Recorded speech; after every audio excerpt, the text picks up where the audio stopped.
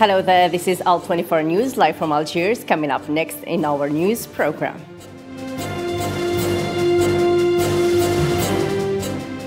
Even as President Biden outlined new plans for battling the highly contagious Omicron, public health experts warned that the measures would not be sufficient to prevent a rise in infections and hospitalization over the next few weeks plus.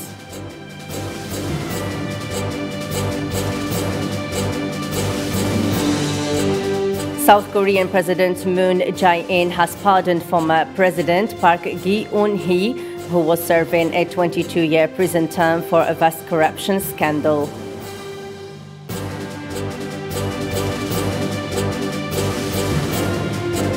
Also coming up, at least 38 people have died and 200 others have suffered burn injuries after a packed ferry carrying 500 people caught fire in southern Bangladesh.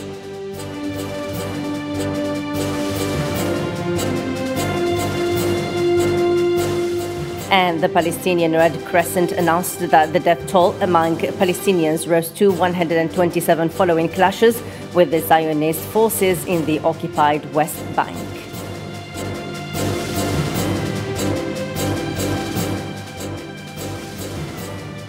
Even as President Biden outlined new plans for battling the highly contagious Omicron, public health experts warned that the measures would not be sufficient to prevent a rise in infections and hospitalization over the next few weeks. The administration's strategy includes doubling down on vaccination campaigns and propping up hospitals as they confront a large influx of patients.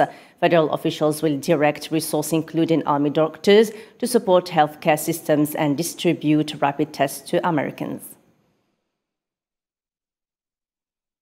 To contain the surge in the coronavirus infections driven by the Omicron variant, Italy has reintroduced the mandatory wearing of face masks in outdoor spaces.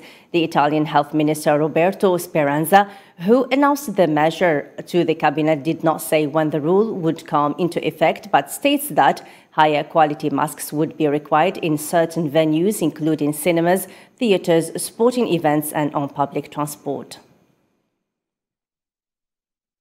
Spain has set a new daily coronavirus infection record as citizens seeking to determine whether they are contagious ahead of Christmas gatherings enduring long queues amid a shortage of tests.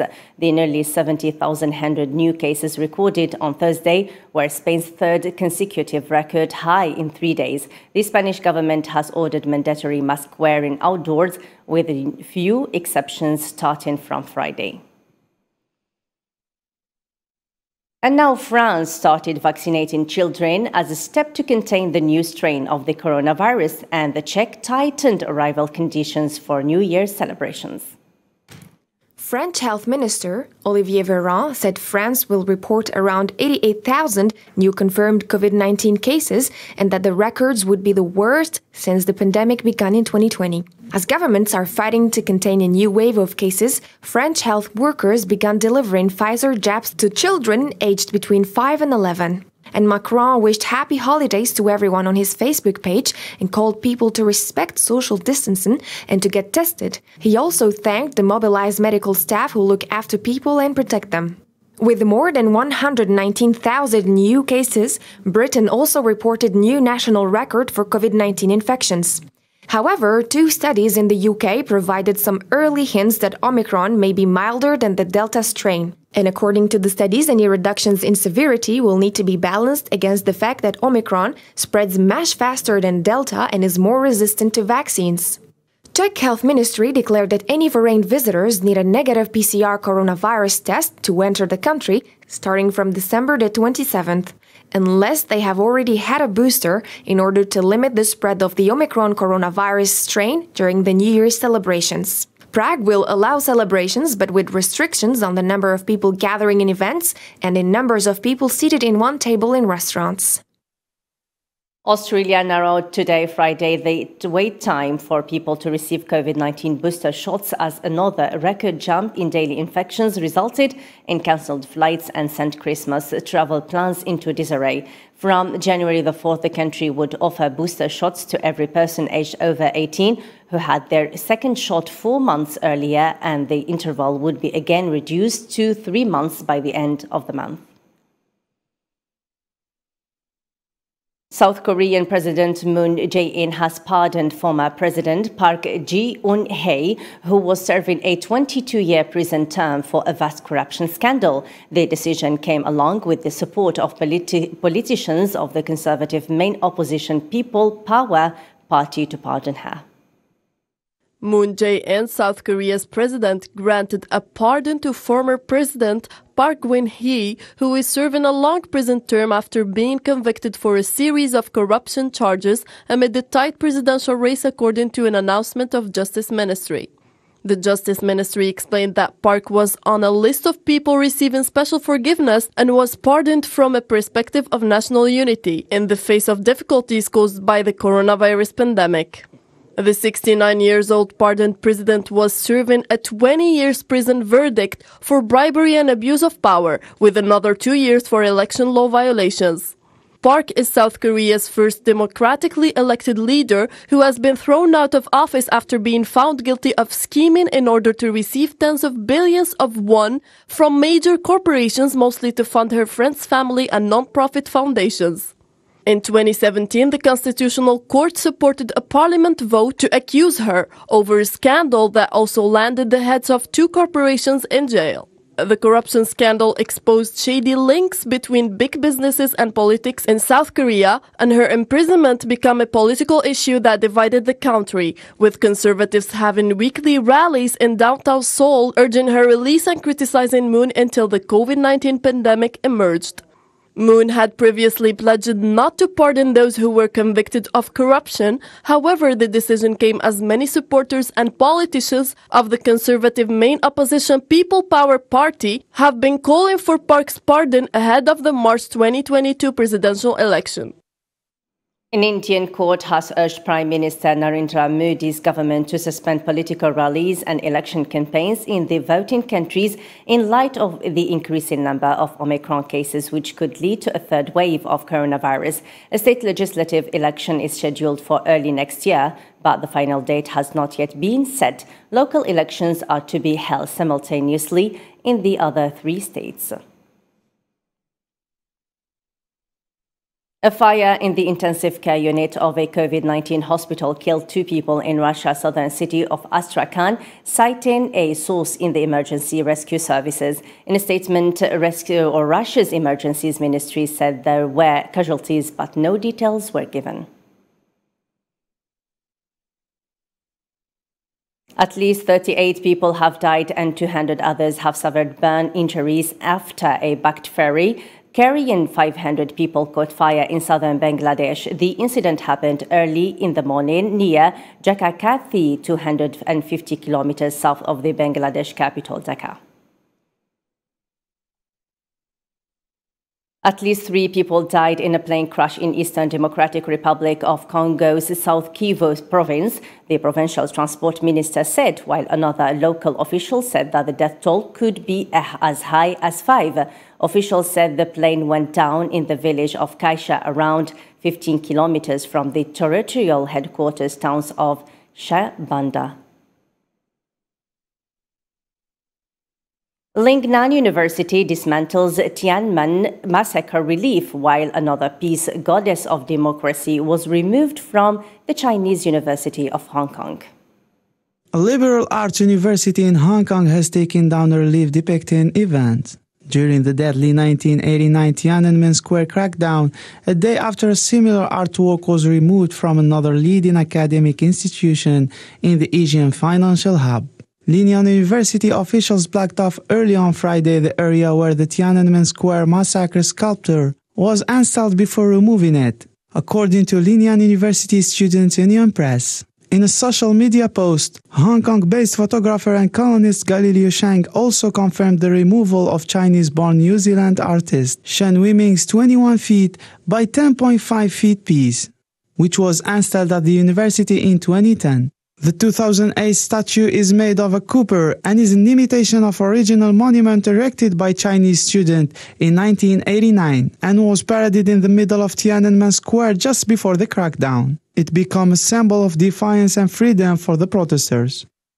The Palestinian Red Crescent announced on Thursday that the death toll among Palestinians rose to 127 following clashes with the Zionist forces in the occupied West Bank. As stated by an association, 42 people were injured by metal bullets, 83 suffered suffocations from tear gas canisters, and 2 suffered burns. According to Palestinian officials in several areas of the West Bank, Palestinians have come under repeated attacks by settlers and the Zionist army in an attempt to pressure them and drive them from the land. Hundreds of women who marched in the streets of Sudan's capital, Khartoum, to protest sexual abuse and harassment, including the alleged rape of a pro-democracy protesters by security personnel. According to the UN, at least 13 women and girls were allegedly raped or gang-raped by security forces during a huge demonstration outside the presidential palace in Khartoum on Sunday. Former U.S. police officer Kim Potter was convicted of manslaughter in the murder of a young African-American man, Don't Wright. Potter had tried to justify the murder to the court. She mistaken the gun for a taser during a regular traffic stop. Islam City reports. Find the defendant guilty. A U.S. jury found that former Minnesota police officer Kimberly Potter guilty of manslaughter in a deadly April shooting of black driver Dante Wright while transportation was stopped in northern Minneapolis on May 11th. Both the left lung and the right lung, the anterior portions or the portions abutting the chest wall in the front were damaged, almost a graze wound, but very superficially injured by the bullet. The majority of the injury was to the heart.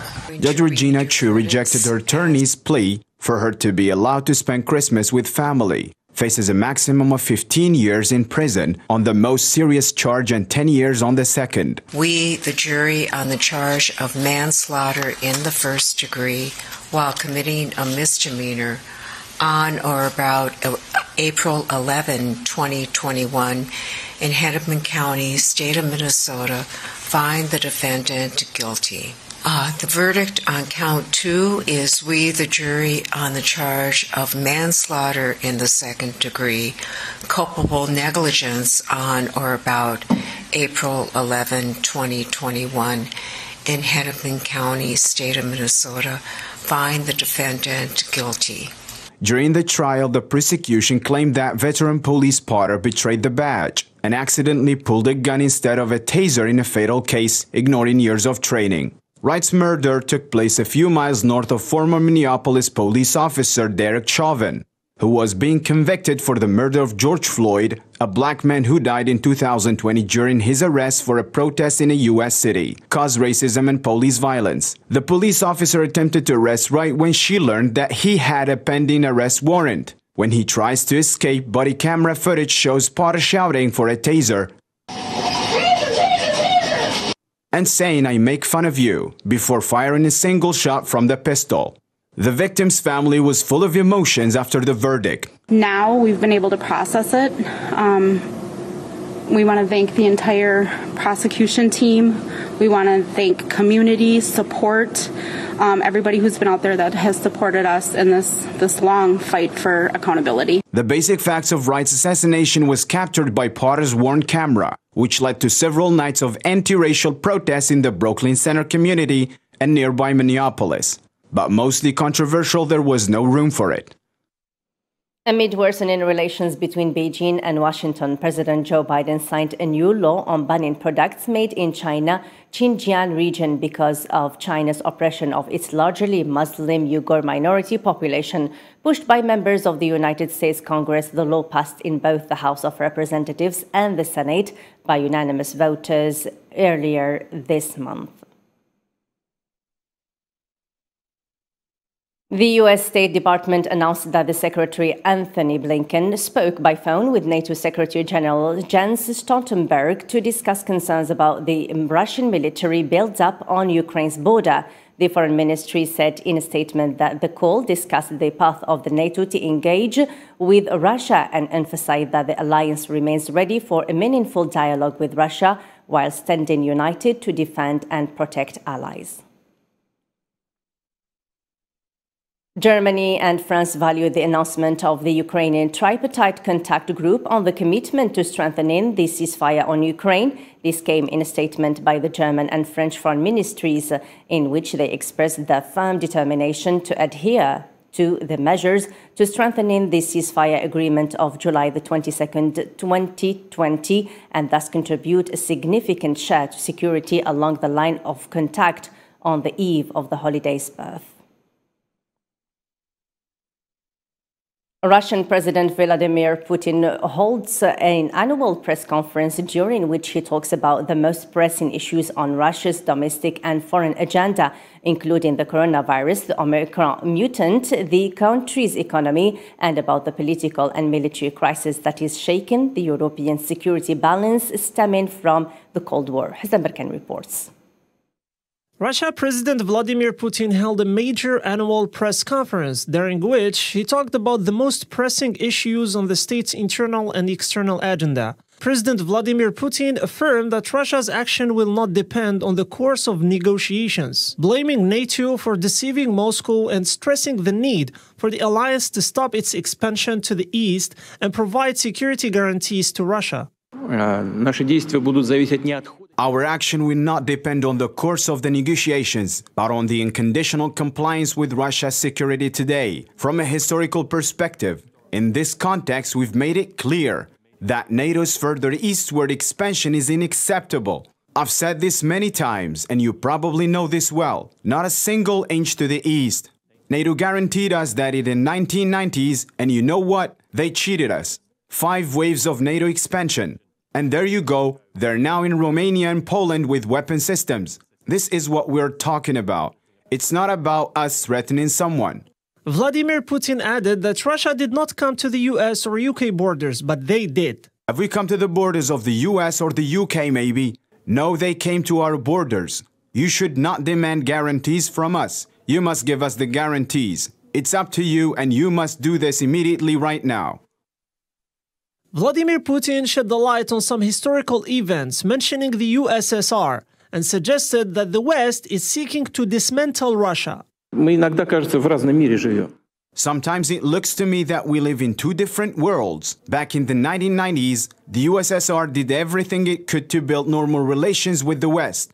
With the United States, you could have perhaps treated Russia as potentially and strengthened trust. But no, instead you tried to breaking us up. Putin noted that the response of the United States to Moscow's initiative regarding mutual security guarantees is generally positive, and 2 negotiating teams have been formed. For its part, White House Press Secretary Jen Psaki responded saying that NATO is a defensive alliance and not an aggressive alliance, and that the US is working toward diplomatic talks with Russia. NATO is a defensive alliance. It's not an aggressive alliance. There is no evidence to the contrary to suggest anything to the contrary from the United States or NATO members. And of course, our efforts are to work with and defend our NATO partners. We are working towards diplomatic talks. There have been proposals put forward by the Russians. Some we would agree with, some we certainly wouldn't agree with. Obviously, on the NATO example is a good example of that. And we're working to finalize what they'll look like. We also agree diplomatic conversations are the right path forward. This comes with the 13th anniversary of the dissolution of the Soviet Union approaching, which Putin calls the greatest geopolitical catastrophe of the 20th century. Uganda charged 15 people on Thursday, including terrorism support and assistance groups, in connection with alleged involvement in bomb attacks in the country's capital, Kampala, and elsewhere, killing at least 9 people and injuring 12. According to the charges, 15 people were intentionally and illegally manufacturing, delivering, deploying, and donating improvised explosive devices.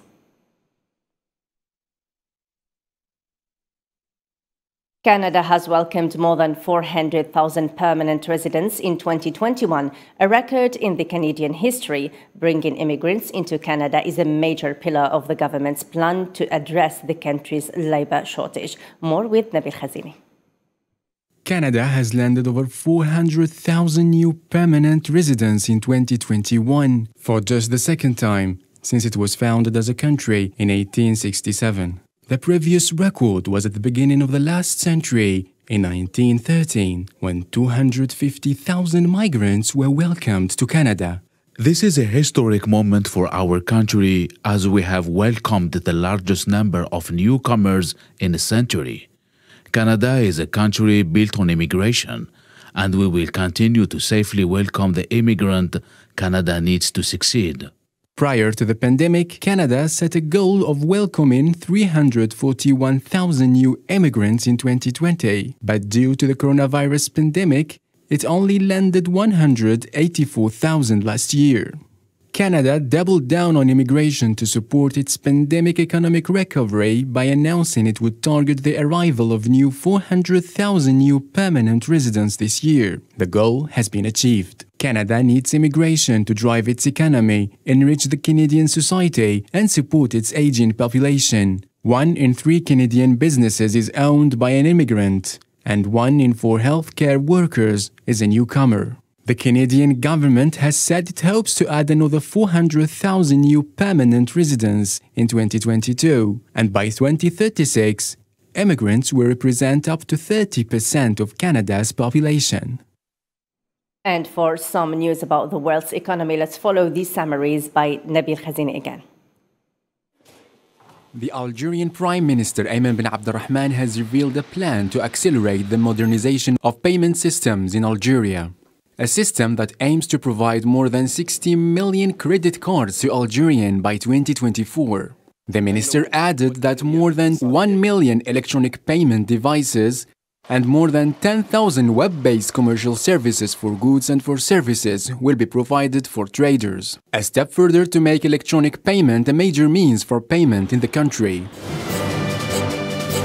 Russian President Vladimir Putin has declared that his country is not responsible for the rise in natural gas prices to record levels in Europe. Vladimir Putin said that Germany is reselling Russian gas to Poland and Ukraine rather than relieving an overheated market. European gas prices have dropped after a meeting between Vladimir Putin and Gazprom officials. The Russian president instructed the Russian natural gas company to pump more supplies into the EU. Europe's gas prices have soared in recent weeks amid strong demand during the economic recovery from the pandemic. Robusta coffee future rose to the highest level in more than 10 years. As the flow of supplies continued to be disrupted by supply chain issues, including a shortage of container shipping capacity, the harvest in Vietnam, however, continued to make good progress and is now more than 60% complete. Vietnamese farmers have been ramping up their harvest of coffee beans in the Central Highlands, Vietnam's largest coffee growing area, to take advantage of supportive weather, according to traders.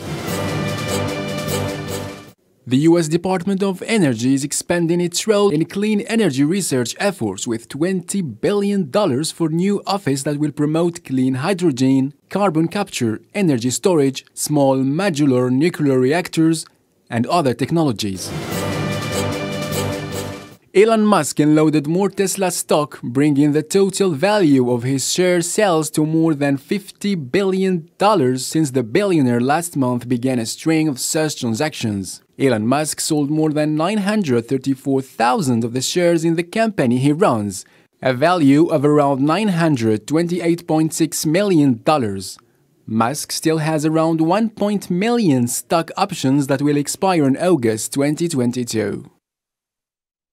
And we wrap up our news edition with some light news, as Disney has a new series making its way to Disney Plus. That is, as long as Hemsworth lives long enough to make it through the production.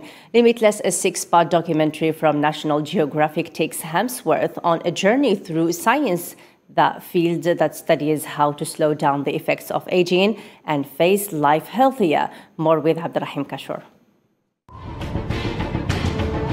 Chris Hemsworth embarks on an epic mission to transform himself by training for 6 extraordinary challenges, showing how to fight aging at every stage of life. And in doing so, let's discover how we can all live healthier, smarter, and longer lives. They're probably asking yourself why I'm dangling off a rope 1,000 feet off the ground.